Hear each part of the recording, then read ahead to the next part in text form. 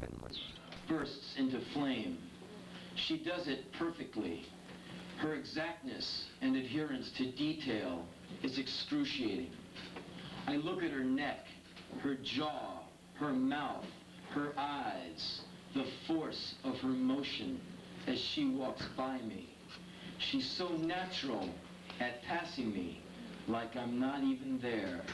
She makes me feel extinct as she passes.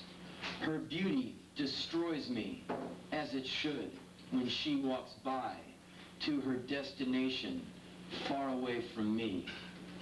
And here's the other part, dedicated to this beautiful environment that we're presently in. She was born to destroy. She walks through the plate glass window of my heart without getting a scratch. When questioned as to why she was deployed to incinerate my village, she says that she knows nothing of any such mission, and if she did, she would not be at liberty to disclose such information. As far as she knows, I don't exist, nor did I ever exist. You don't have to clap. A lot of times it seems like music and reading aren't very related by the people who are consuming them. They're either like into music or they're into reading, but it's not that often where they're both the same thing. No, that's true in some ways, but what I found a lot of times with a lot of people who are into, let's be polite and say fringe element music, punk rock, art music, I mean, stuff that's not Bon Jovi. I mean, stuff that's hitting left or right field, but not center field, okay? I find a lot of those people who are a lot of times in bands themselves. I mean, you know all these people that I know. I mean, I find a lot of these audiences and a lot of these people do a lot of reading, and for the most part are usually really creative people in their own right as far as thinking and talking. I mean, I meet almost everybody who comes to my shows. I meet them at one point or another. I get a letter from them. I see them, you know. And a lot of times these people are amazingly intelligent. Not that I'm some gauge of intelligence, by no means. But someone will go, hey, you know, I read that book that you were talking about, blah, blah, blah. Or what did you think of this? I'm like, wow, you read that stuff? The guy goes, yeah, I read all of that years ago. I'm like, wow, that's hot. You know, I don't think you'd often find that with Ozzy Osbourne's fans or whatever you call them. So, in some ways, yeah, the people who buy a lot of records they're not always into buying books because, you know, people who are into rock and roll, like me, or a lot of people, it's an immediate gratification sport. Put the record on and it's kicking. Books, you have to put work in. Yeah. But hey, you know, if it's a good book, what a reward, you know? I go on tour a lot. I'm in Berlin like once or twice a year, and I've been seeing this wall for like the last 5 or 6 years.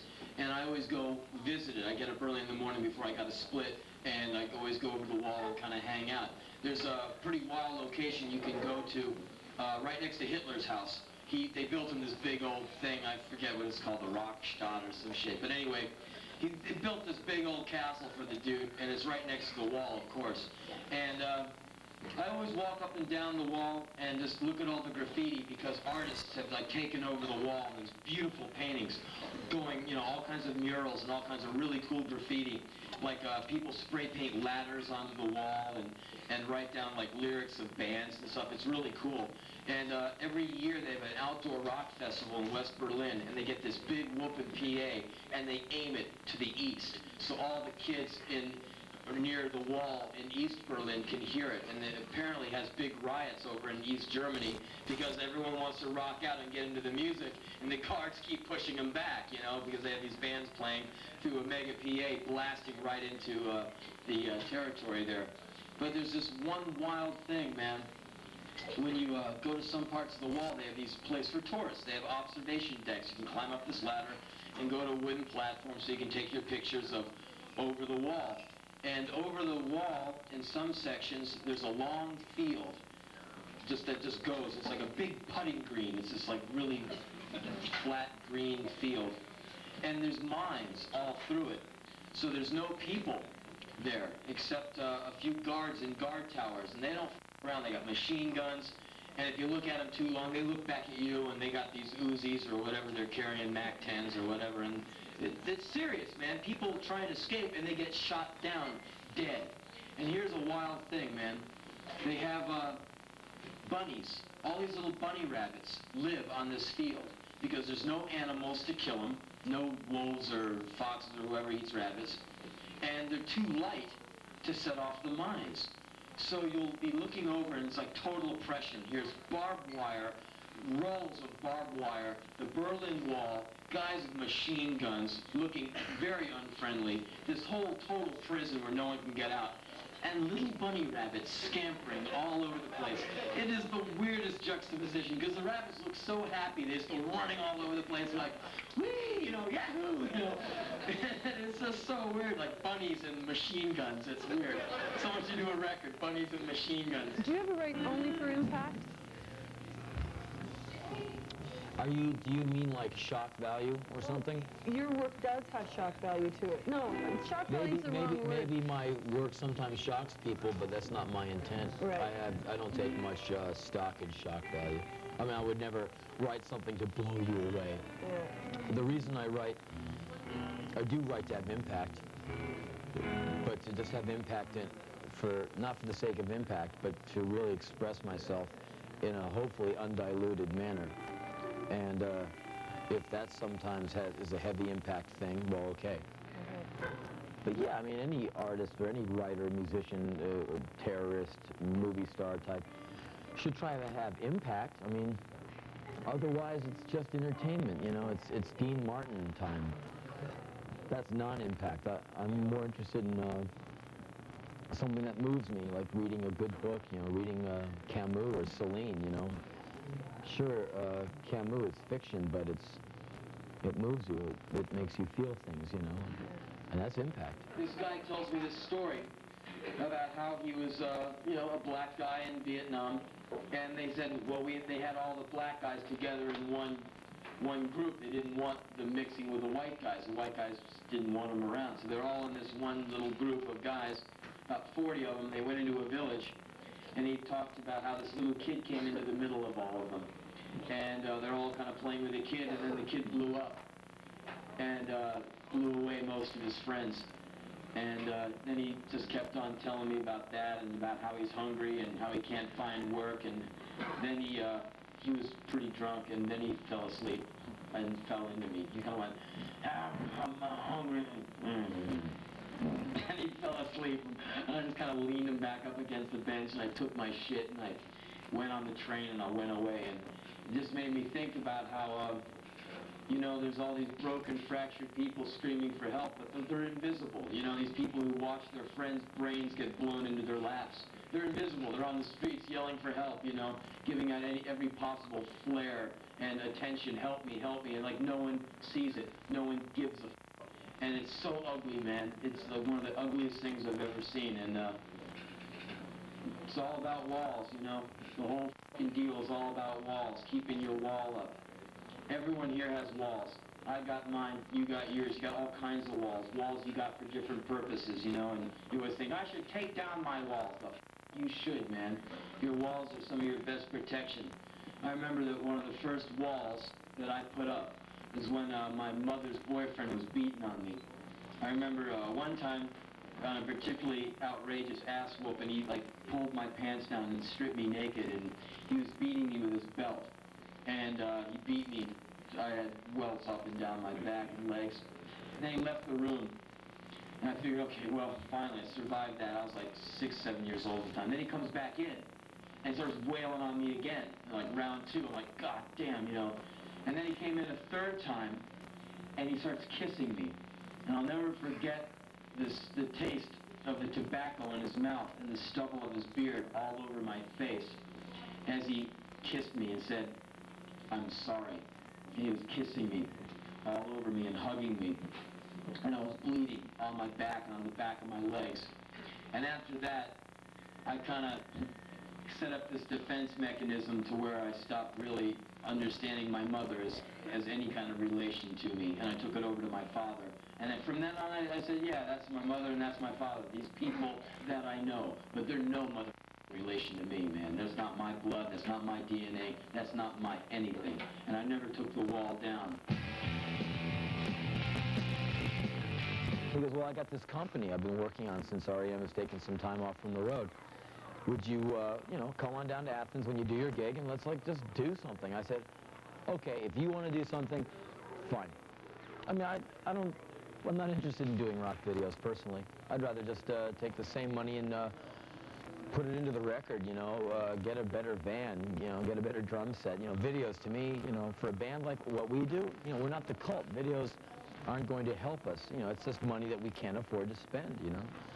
So he goes, look, you know, we can do it for the cost of the film, you know. It's not going to be a very fancy deal. So I said, yeah, sure. If it's low budget and fun, let's do it. And that's what it is, low budget and fun. Yeah, Michael's a great person. He's excited about his film stuff. He's real excited about it. What am I doing here? What am I doing here? What am I doing here? What am I doing here? The guy who books my gigs, when I went to Europe, right before I left, I called Bob. I go, Bob, I'm getting back April 10th. I don't want to do anything on the 10th or the 11th. I want to kind of cool out, do my laundry. But for the rest of April, you got me. See if I go, I dare you to try and kill me. Try and work me into the dirt. I'll survive anything you book. Here I am. Is it, you have a search and destroy tattoo. Is it that type of thing you got to live to be able to wear it? What do you mean?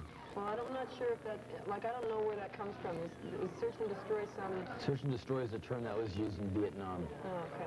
When a search and destroy mission was to go along a designated path, go to any village you would find, eliminate the kids and old people, flush them from the village and burn it to the ground.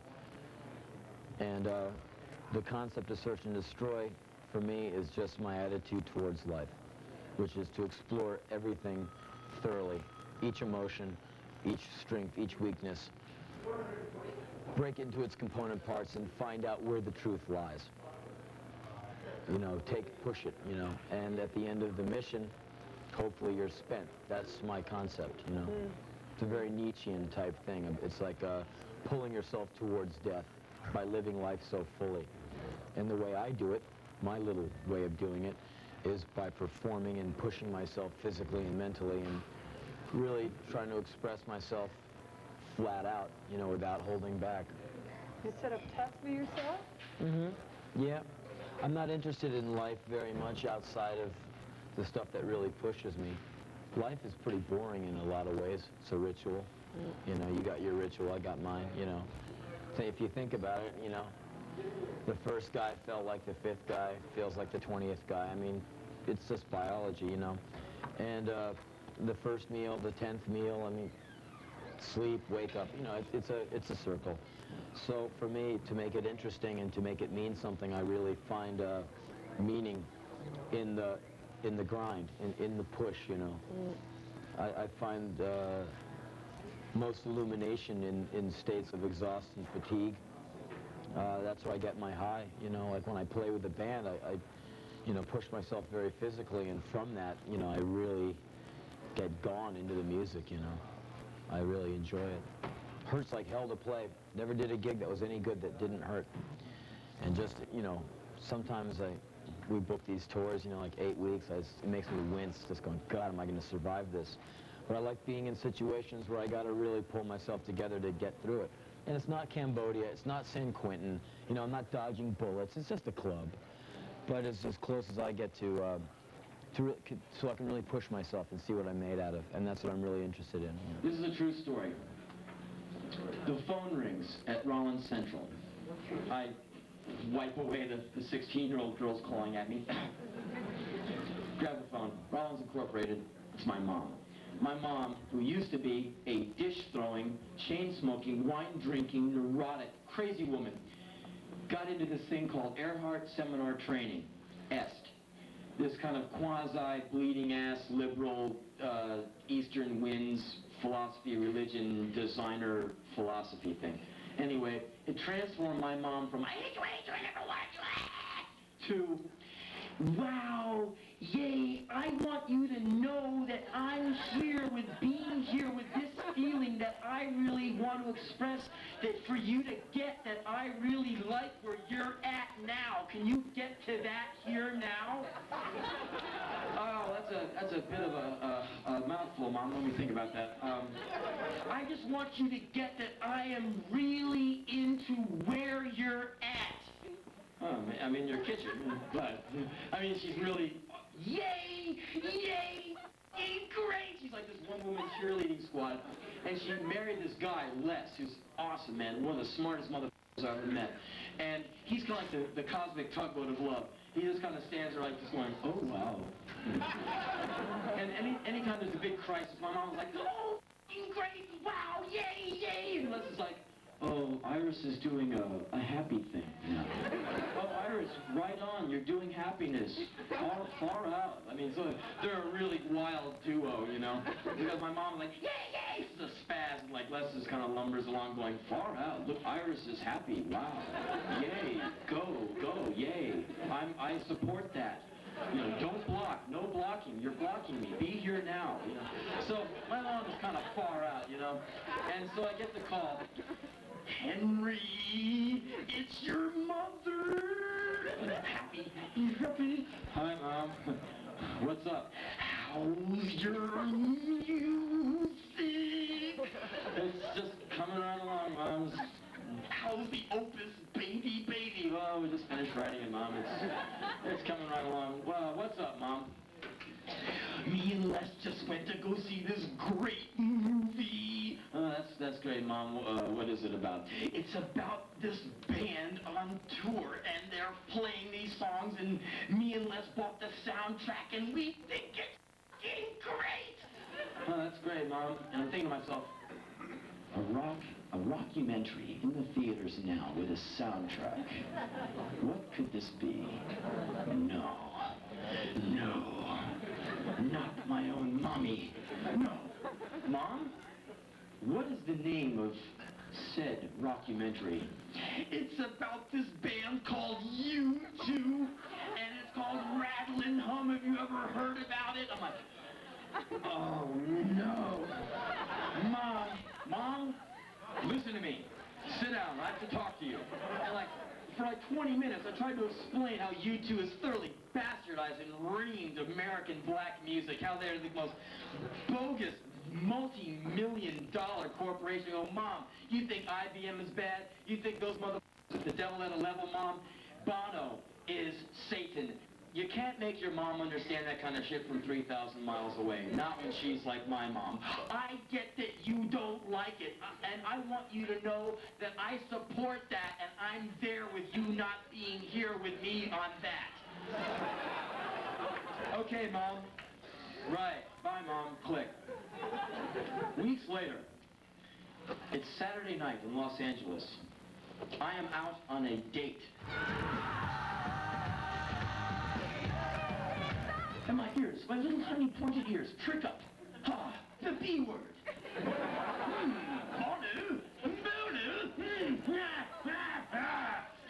hate. And sure enough, here comes Bono walking towards us with no bodyguard. And he's got a little Bono suit on. He's got the pointy cowboy boots, the leather pants, the white shirt, the leather top coat, and the cowboy hat with his little bolo tie. It was him in his little suit, in his little Bono getup. And the first thing I said to myself was, man, he's ugly, and B, he is really short. And the third thing I said, kill.